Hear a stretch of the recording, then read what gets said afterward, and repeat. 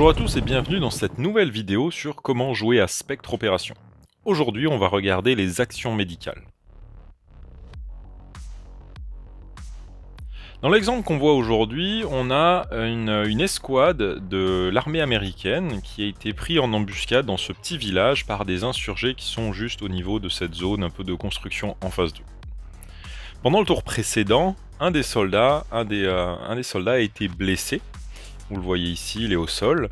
Le compteur qui est à droite, le petit triangle rouge, vient de chez Spectre Miniature et il dit que le personnage est en train de saigner. Et le 5 dit qu'il va se vider de son sang. En effet, lorsqu'on tire sur un modèle et qu'il n'est pas tué, on doit faire un jet sur la table de blessures. Il y a 4 blessures différentes, 1, 2, 3, 4 et 5, 6. Le 1 va te donner une blessure légère, pas d'effet permanent. Le 2 c'est une blessure moyenne. Le modèle il est stun, il est étourdi pendant 2 tours et il souffre d'un -2 à son déplacement et l'agilité pour le reste de la partie. 3 et 4 ça commence à devenir sérieux. Le modèle est blessé, il commence à se vider son sang et il va mourir dans 5 tours. Et on va regarder le tableau juste à la page après pour voir ce que ça fait comme effet, ce saignement. Parce qu'en gros, à chaque tour, il va y avoir des effets différents.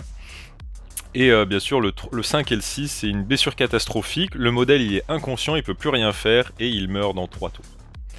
Donc voilà, là j'ai eu la blessure qui disait que je mourrais dans 5 tours. Donc là, pour l'instant, j'étais à 5 tours. D'ailleurs là, on commence un nouveau tour.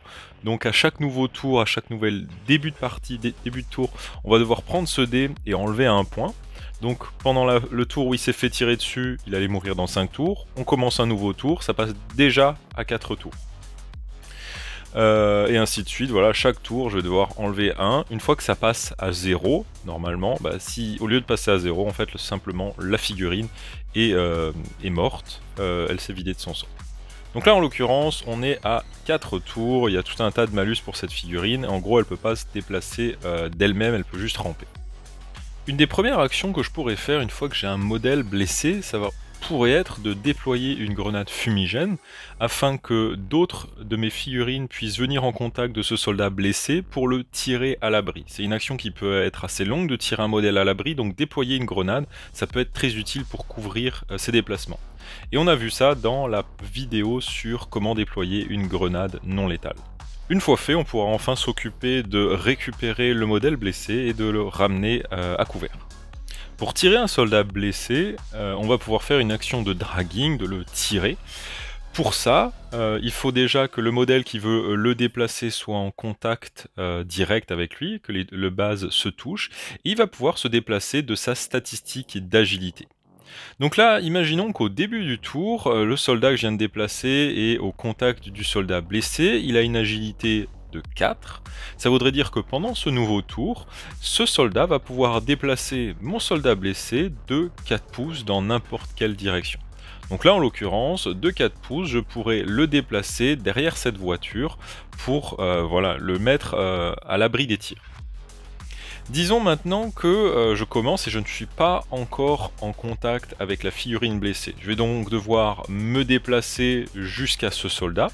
Ici, il me faut à peu près 2 pouces et demi pour le déplacer, ce qui me laissera seulement à peu près encore 1 pouce et demi pour commencer mon action où je le tire à couvert. Mais en gros, ce tour-ci, il sera encore un peu à découvert.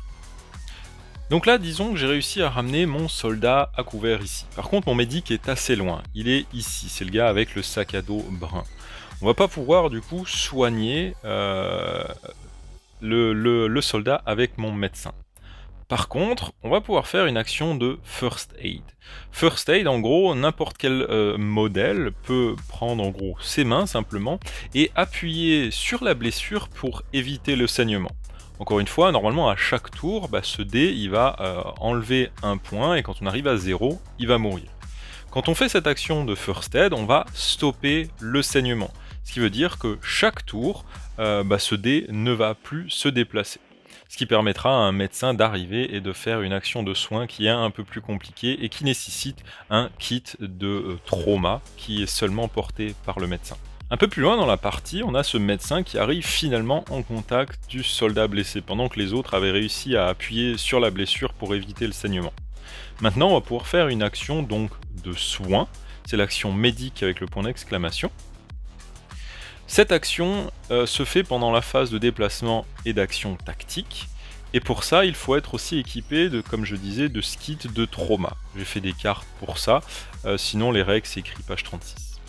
Le kit de trauma, c'est quand même quelque chose qui est assez avancé à utiliser, c'est pour ça que généralement un seul modèle, ou peut-être plusieurs, mais il faut que ça soit dédié et pas tout le monde peut être équipé de ce kit de trauma. Pour effectuer l'action de médic et soigner un modèle, il faut faire un test de commandement. Donc dans mon cas présent, ici, tous mes soldats ont une statistique de commandement de 3. Je vais donc lancer un dé, j'ai eu un 5. Normalement, ici, le test est échoué, car je dois faire en dessous ou égal à ma valeur de dé. Par contre, ici, j'ai 2 soldats qui sont en train de m'aider. Le soldat qui a tiré, puis le soldat qui était derrière la voiture.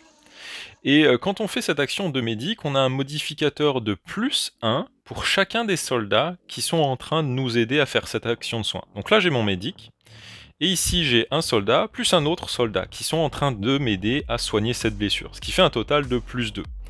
Donc j'ai eu un 5. En gros, c'est plutôt un moins 2, ça devient un 3. J'ai donc une statistique de commandement de 3, ce qui fait que mon action médic et mon jet médic est un succès. Le soldat est soigné. Une fois que le soldat est soigné, déjà, il va perdre son statut de bleed out, de saignement, donc il va arrêter de saigner et on va pouvoir enlever ses jetons et ce dé. Par contre, il est toujours blessé. Lorsqu'un modèle est soigné de cette manière, il va perdre un niveau de blessure. Donc par exemple ici j'avais eu un 3, j'avais une blessure sérieuse sur cette figurine. Une fois qu'il a été soigné par ce médecin, ça va devenir une medium wound.